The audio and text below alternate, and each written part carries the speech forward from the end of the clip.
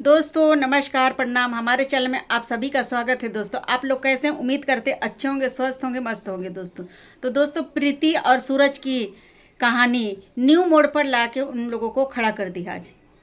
इसमें दो माँओं की लड़ाई है दोस्तों, और दो माँओं की लड़ाई में हम कुछ नहीं बोल सकते दोस्तों, क्योंकि माँ माँ होती है। सूरज की माँ चाहे प्रीति की माँ, इसमें हम नहीं बोल सकते हैं। लेकिन कुछ बातें हैं कि हम बोल रहे हैं दोस्तों। और सूरज अपनी माँ की कितनी कदर करता है और प्रीति अपनी माँ की कदर कितनी करती है।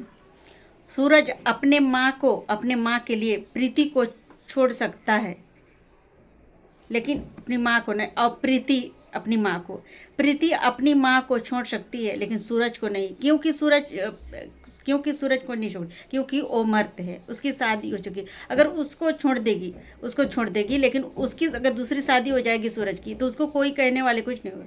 लेकिन प्रीति बोल रही है कि मुझे कहने वाले कितने हो जाएंगे, रिश्तेदार, पूरा गांव, पूरा रिश्तेदार, ये सारे लोग, कितने लोग क्या क्या नहीं कहेंगे। ये बात सही है, जो भी बोल रही है प्रीति सही बोल रही है। और सूरज अपनी माँ की हर बात मान रहा है, और प्रीति नहीं मान रही है। प्रीति क्यों नहीं मान रही है? क्योंकि प्रीति इसलिए नहीं मान रही है क्योंकि सूरज की शादी हो जाएगी, उसको तो कोई नहीं कहेगा। लेकिन मुझे बोल रही है कि अगर मुझे कहीं दूसरी जगह शादी हो जाएगी, पूरे गांव वाले, जात पात नात सभी लोग उंगली उठाएंगे। और जहाँ प्रीति की शादी होगी, प्रीति बोले जहाँ मेरी शादी होगी वहाँ के लोग भी मुझे ताने मारेंगे, बोलेंगे कि 5 साल किसी मर्द के साथ रही, 5 साल रह के आ गई हैं ऐसे। और ये बात सही है, प्रीति जो भी बोल रही है सही बोल रही है, और प्रीति सही ही बोल रही है। सूरज की माँ को बोल रहे हैं, सूरज की माँ इस वीडियो को देख रही हैं तो आपको बता रहे हैं। वीडियो में कितने बोले हैं कि प्रीति को छोड़ दो, सूरज छोड़ने की, लेकिन छोड़ नहीं सकते। अगर प्रीति चाहे तो छोड़ नहीं सकते, क्योंकि 376 धारा अरे लग जाए। जबकि प्रीति चाहेगी तो प्रीति की शादी 5 साल तक क्यों नहीं करवाई? 5 साल तक करवा देना चाहिए था आपको बेटा को समझा के, आप अपने बेटा को समझाते, क्यों नहीं करवाई? और आपकी बेटा क्यों बात नहीं मानती है आपकी, बताइए। या तो आप गलत हैं या तो आपके बेटा गलत है। आपको भी मालूम है कि मेरा बेटा इसके साथ 5 साल से रह रही, तो शादी करवा देना चाहिए था, लेकिन नहीं करवाए। जबकि मालूम है कि इसके साथ मेरा बेटा रहा क्या है। और को बोल रहे हो कि कौन सा कोर्ट मरीज करवाए हैं, कौन सा गवाह है, कौन सा क्या है, प्रीति क्या कर सकती है, प्रीति क्या केस करेगी, क्या करेगी, ये समझे। इसमें दो माँओं की लड़ाई है दोस्तों। पहले सूरज को हम बोलते रहे हैं, इसके बाद में फिर इसके बाद में आगे उसकी मम्मी को बोलेंगे। पति पत्नी की लड़ाई कानून की नज़रों में बहुत नॉर्मल हो जाती है। पहले तो समझाया जाता है, दोनों को बुलाते हैं, वहाँ समझाया जाता है। 3 महीना या 6 महीना एक ही छत के नीचे रहने की परमिशन दी जाती है। 3 महीना और 6 महीना में सोल्व हो जाता है उनकी लड़ाई झगड़ा, तो ठीक है। इसके बाद फिर केस आगे बढ़ती है, लेकिन 6 महीना की 3 महीना की टाइम दिया जाता है। और एक बात और है, उसको शादी के झांसा में फंसा लिए प्रीति को, उसकी भी केस अगर प्रीति चाहेगी तो उससे भी होगा मुकदमा।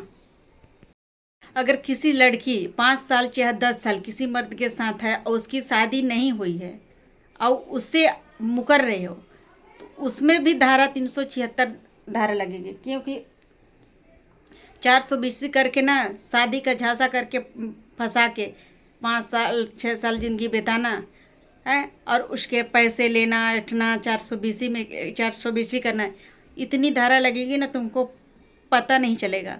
मुकदमा तो चलेगा ही, लेकिन साथ साथ ना जेल भी होगी, और कितनी साल जेल होगी तुमको मालूम ही नहीं रहेगा। 4-5 बच्चे भी हो जाएंगे ना, तो भी सूरज बाबू तो जेल से नहीं आएगा। ये छोटा मोटा क्राइम सोचता होगा ना, छोटा मोटा क्राइम मत समझो, ये बहुत बड़ा क्राइम है। तुम उसके साथ बहुत बड़ा क्राइम कर रहे हो प्रीति के साथ।